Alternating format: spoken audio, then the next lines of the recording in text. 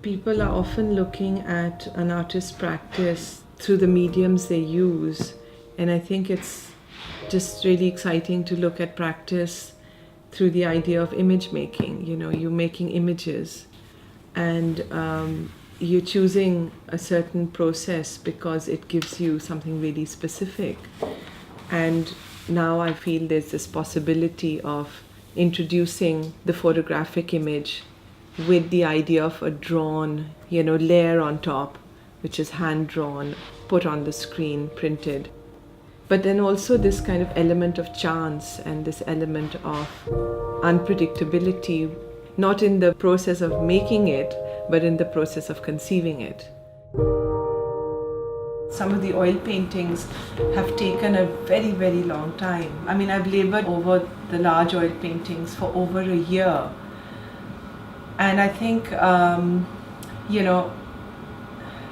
there are points where you can stop, but I think the idea of laboring over something over a longer period is not necessarily for the image to be completed, but it's also for the fact that you're kind of almost investing layers of thought process and time into that painting. You're sort of embedding, you're encrypting information into that painting, and often those layers are lost over subsequent layers, but the fact that they exist there is kind of an important part in creating meaning out of that work.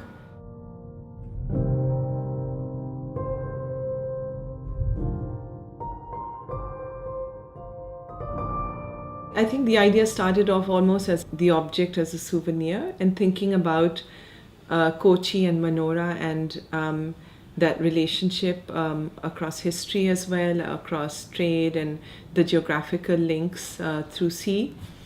And this maritime history made me think about all the vessels that I've documented and photographed on my journey through this little harbor between the mainland of the Karachi port and Manora Island.